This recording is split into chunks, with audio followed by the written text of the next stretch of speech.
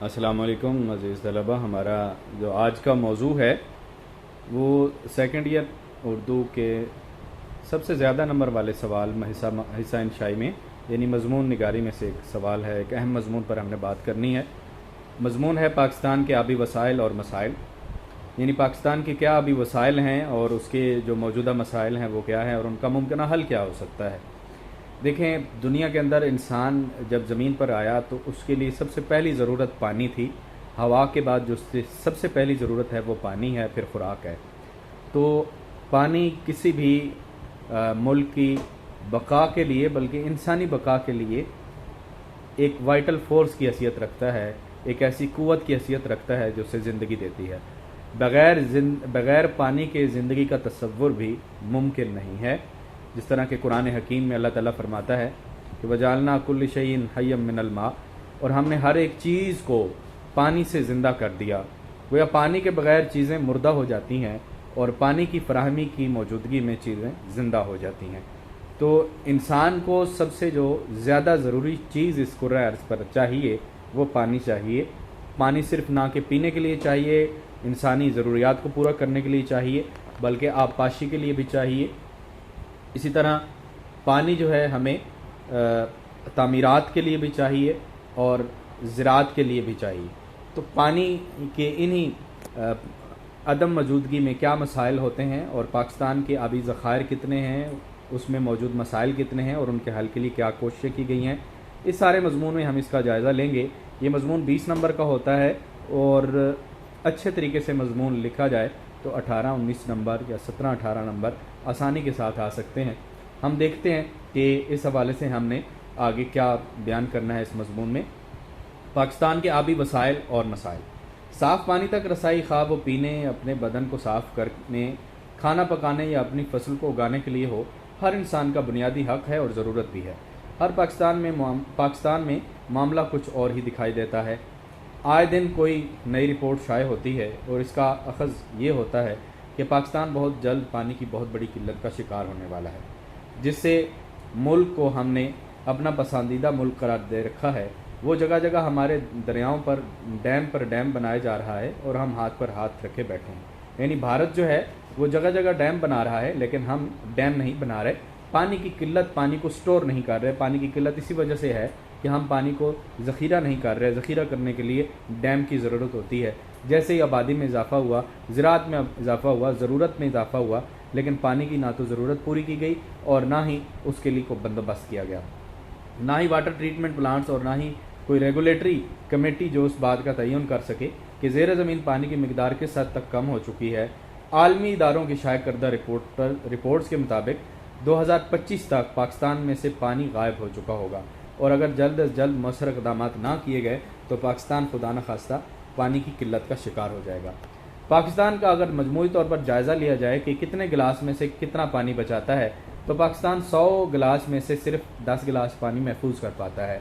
यानी जो दरियाओं में पानी ज़ाय हो रहा है और जो 90 से ज़्यादा फ़ीसद तक समंदरों के पेट में चला जा रहा है वो पानी, उसमें से पाकिस्तान कितने सेव कर रहा है, कितना ज़ख़ीरा कर रहा है, तो वो 100 में से 10 गिलास है। जबकि ये अलार्मिंग सिचुएशन है, जबकि दूसरे ममालिक 100 में से तकरीबन 20 गिलास पानी महफूज कर रहे हैं और कहीं 60 गिलास पानी महफूज कर रहे हैं। और अगर हम सिर्फ 10 से 12 गिलास और पानी महफूज करने की सलाहियत पैदा कर लें तो खातिर खा मसबत फ़र्क जो है वो पैदा हो सकता है, जो कि फ़िलहाल बहुत नामुमकिन सा अमल लग रहा है। पाकिस्तान इस वक्त सिर्फ 35 से 20 दिनों का पानी ही महफूज करने की सलाहियत रखता है। यानी अगर पानी ख़त्म हो जाए, पीछे से जो दरिया सिंध का मंबा है, जो दरिया सतलुज है, ब्यास है, रावी है, जेहलम है, चनाब है, अगर इनके पीछे से मंबे काट दिए जाएं और इंडिया उनके ऊपर डैम बनाकर पानी स्टोर कर ले, तो पाकिस्तान के पास जो स्टोर शुदा पानी, ज़ख़ीरा शुदा पानी होगा वो सिर्फ 20 से 35 दिनों तक होगा। तो इसके बाद जो है पानी की किल्लत शुरू हो जाएगी। जबकि दूसरे ममालिक तकरीबन 200 दिनों तक के लिए पानी अपना महफूज करने की सलाहियत रखते हैं।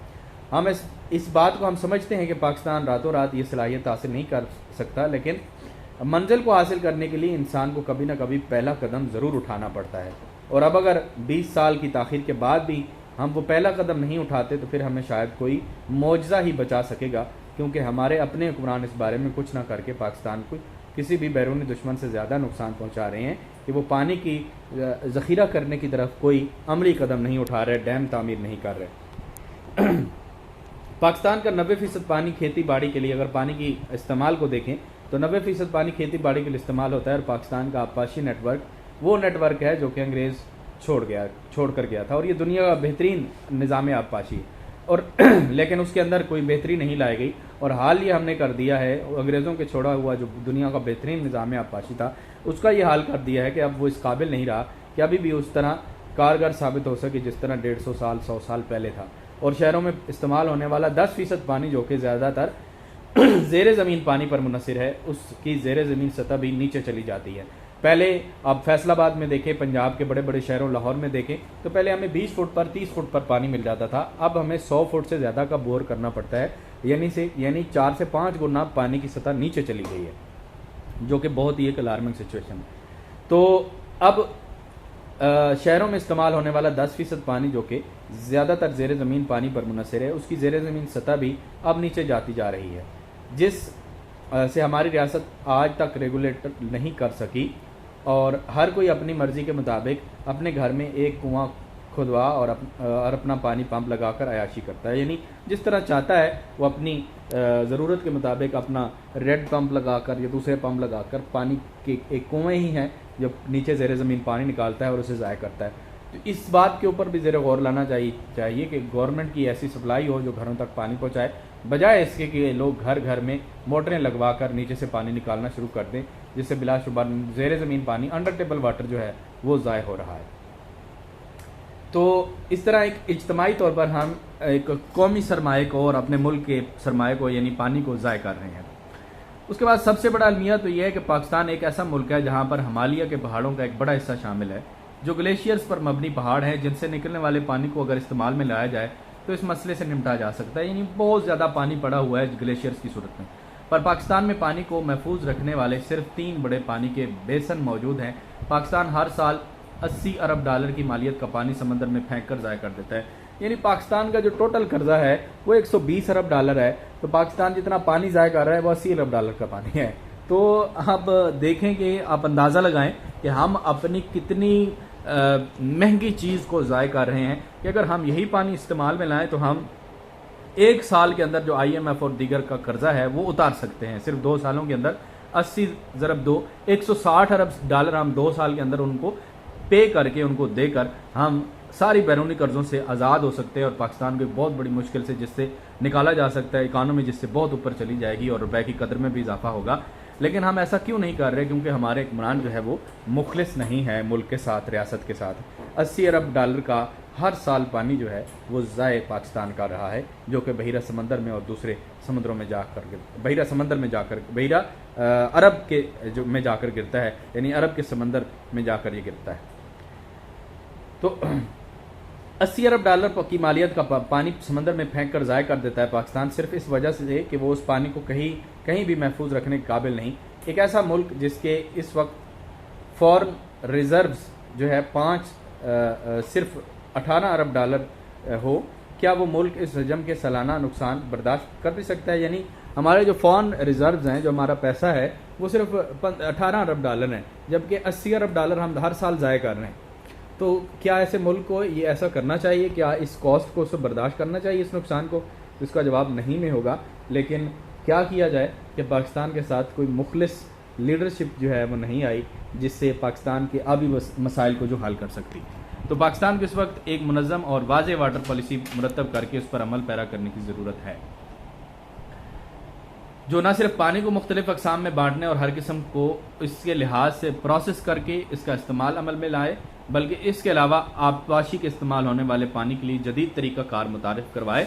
वरना अमीर तो हमेशा की तरह पानी खरीद कर फिर भी आराम की ज़िंदगी गुजार लेंगे, लेकिन जो 90% गरीब आवाम है उसका क्या होगा? वो और भी ज़्यादा पस्ती के अंदर चली जाएगी, गुर्बत का शिकार हो जाएगी और शायद गुर्बत ख़त्म हो जाए, क्योंकि ज़िंदा रहने के लिए पानी चाहिए। और जब पानी सोने के भाव बिकेगा तो ना तो गरीब ज़िंदा रहेगा ना गुर्बत। कहीं हमारे हुक्मरान गुर्बत मिटाने की इसी राह पर गामज़न तो नहीं है? तो ये एक लम्हा फ़िक्रिया है हमारे लिए। अगरचे कई मरतबा पानी के मसाइल को अगर हम हल की तरफ देखें, पानी के आबपाशी के मसाइल को हल करने में क्या अभी तक हुई है, प्रोग्रेस क्या हुई है, क्या इक़दामात उठाए गए हैं। तो इस हवाले से देखें कि अगरचे कई मरतबा पानी के मसाइल हल करने की बात हुई, लेकिन बाद ये बातें तासुब, सुबाइयत और दीगर तनाज़ात की बुनियाद पर बेनतीजा ख़त्म हो गई। आज सूरत हाल ये है कि मुल्क में आबी वसाइल इंतहाई कम रह गए हैं। ज़रई मुल्क होने के बावजूद काश्त के लिए किसानों को पानी मैसर नहीं होता। पीने के पानी के लिए शहरों और कस्बों में लोग तवील कितारें लगाए नजर आते हैं। देही इलाकों में पानी के 2 मटकों के हसूल के लिए खवातीन को कई कई घंटे चलना पड़ता है। तो इस सूरत हाल की तरफ, इस जो नागुफ्ता बे सूरत हाल है, इसकी तरफ तवज्जो करनी चाहिए और पानी के मसाइल को हल करना ज़रूरी है। अच्छा, बाज़ माहिरीन का ख्याल ये है कि पाकिस्तान आने वाले 7 बरस यानी 2025 तक पानी की शदीद किल्लत का शिकार हो सकता है, और अगर फौरी इक़दाम ना किए गए तो मुस्तकबिल में खुश्क साली आ सकती है, जिससे ज़मीन बंजर हो जाएगी। तो 2018 इस खतरे को महसूस करते हुए कुछ इक़दाम किए गए, जिनका हम जिक्र इस मजमून में ज़रूर करेंगे कि 2018 में पानी के मसले को हल और आने वाली नस्लों का मुस्तकबिल महफूज बनाने के लिए हुकूमत मुताल्लिका इदारों ने कुछ फैसले और इक़दाम किए, जिनमें पाक भारत आबी तनाज़ा का हल था, कौमी आबी पॉलिसी भी बनाई, द्यामर भाषा डैम की तामीर की, डैम फंड समेत दीगर इक़दाम शामिल हैं। अगर इन फैसलों पर ईमानदारी के साथ और हुब्बुल वतनी के साथ अमल दरामद हो जाए तो मुल्क में पानी की सूरत हाल बेहतर हो सकती है। अगर हम इस मसले को पीछे की तरफ तारीखी नज़र से देखें, पाकिस्तान में के साथ जो पानी के मसाइल में गैर मुनसिफाना रवैया रखा गया, तो उसकी वजूहात और उसकी तरफ देखा जाए तो हम दर्जैल नताइज अख़ज़ करते हैं कि 1947 में तकसीम हिंद के बाद से ही पाकिस्तान और भारत के दरमियान आबी तनाज़ा चलता रहा, और इस तनाज़ा को हल करने के लिए दोनों ममालिक के दरमियान 1960 में सिंध तास माहिदा इंडस वाटर ट्रीटी हुआ था। इस माहिदा के तहत मगरबी दरियाओं पर पाकिस्तान का हक तस्लीम किया गया था, जबकि मशरकी दरियाओं पर भारत का हक तस्लीम किया गया था। मगरबी दरिया कौन कौन से हैं? उनमें दरिया झेलम है, दरिया चनाब है और सिंध है, जबकि मशरकी हिस्से में सतलज, रावी और ब्यास शामिल हैं। तो सतलज, रावी और ब्यास के हवाले से भी ये माहिदा हुआ था इंडस वाटर ट्रीटी में कि जो पानी सतलज, ब्यास और रावी का है वो इंडिया के चूँकि अंदर सोर्स हैं उसके, वहाँ से वो निकलता है, उसका मंबा वहाँ से है। तो भारत अपना पानी इस्तेमाल करने के बजाय जो इजाफी पानी होगा वो दरिया में छोड़ देगा, उसको स्टोर नहीं करेगा और वो पाकिस्तान आएगा। लेकिन पूरी दुनिया में यही असूल है, लेकिन भारत ने इसकी खिलाफ वर्जी की और मुख्तलिफ डैम सतलज, ब्यास और रावी पर तामीर करके पाकिस्तान के पानी को रोके रखा और आज भी रोक रहा है। सैलाबों के वक्त छोड़ देता है और पाकिस्तान की फसलें बर्बाद हो जाती हैं और आबादी को भी नुकसान पहुँचता है, लोग भी हिजरत करने पर मजबूर होते हैं, करोड़ों अरबों डॉलर का नुकसान होता है। ताहम 2018 में भारत की जानिब से इस माहदे की जो संगीन खिलाफ वर्जी हुई और उस वक्त देखने में आई जब भारत ने अपने ज़ेर तसल्लुत कश्मीर में दरिया नीलम पर किशन गंगा डैम का इफ्तिताह किया। इस इफ्तिताह पर इस्लामाबाद की जानिब से इस खतरे का इजहार किया गया कि इस डैम से इसका पानी का ऐसा कम होगा। ये नीलम और झेलम दरियाओं के इकोसिस्टम को भी नुकसान पहुँचाएगा, लेकिन इनमें से किसी एक डैम की भी भारत ने तामीर ना रोकी और ये मसला आज तक जूं का तूं है। पाकिस्तान ने इन आबी मसाइल को हल करने के लिए कोई खातिर खा इक़दाम नहीं उठाए, और अगर ये इक़दाम नहीं उठाए गए तो आइंदा आने वाले सालों में पाकिस्तान के आबी मसाइल मज़ीद गंभीर सूरत हाल इख्तियार कर सकते हैं, जिसमें आबी वसाइल हमारे ख़त्म हो रहे हैं। और फिर एक दूसरी चीज़ है कि ग्लोबल वार्मिंग की वजह से, यानी मौसमियाती तब्दीलियों की वजह से, एक तो ग्लेशियर्स के ज़्यादा हिस्से पिघल रहे हैं, और वो हिस्से जहाँ पर कभी बर्फ़ पिघली नहीं थी पूरे 12 महीनों में, आज वहाँ पर सब्ज़ा उग आया है और वहाँ पर जो है वो ग्लेशियर्स पिघलने की वजह से वहाँ पर ज़मीन खाली हो गई है। झीलें, मुंजमद झीलें जो है जो कभी नहीं पिघलती थी वो पिघल गई हैं, जिससे पानी जो है ज़्यादा समंदरों की तरफ जा रहा है, दरियाओं में ज़्यादा तुग़यानी आ जाती है, इस तरह पानी ज़्यादा ज़ाय हो रहा है। अगर आप सिंध के दरिया को ही देखें, जो दरिया सिंध है, तो वो बहुत बड़ा पानी जो है, बहुत ज़्यादा पानी का हुजम दरिया बहिरा अरब के अंदर फेंकता है। इसको महफूज बनाकर पाकिस्तान के पानी को सालों तक स्टोर किया जा सकता है और बिजली भी पैदा की जा सकती है। बाकी हाइड्रल पावर लगाकर सस्ती बिजली आवाम को दी जा सकती है, जिससे कई मसाइल पाकिस्तान के मईशत के हल हो जाएंगे। लेकिन ऐसा उस वक्त में होगा जब हमारे मुल्क से मोहब्बत करने वाली ईमानदार लीडरशिप आएगी, कायद-ए-आज़म रहमतुल्लाह अलैह की तरह, मिस्टर मोहम्मद अली जिन्नाह की तरह जब कोई अवामी लीडर आएगा जो पाकिस्तान की रियासत के साथ मुहिब होगा और मुखलिस होगा, तो भी तब ही ये ऐसा मुमकिन हो सकेगा। हम उम्मीद करते हैं कि पाकिस्तान के आइंदा आने वाले सालों के अंदर आबी मसाइल कम होंगे और इनमें इजाफे के बजाय कमी आएगी और पाकिस्तान अपने आबी वसाइल को बढ़ाएगा और मसाइल को कम करेगा। इसके साथ ही आज का ये जो मजमून है ये अपने इख्तिताम को पहुँचता है। अगले मज़मून में हम अगली बार हम एक नया मज़मून लेकर आएंगे। इंशाअल्लाह फिर मुलाकात होगी। अल्लाह हाफ़िज़।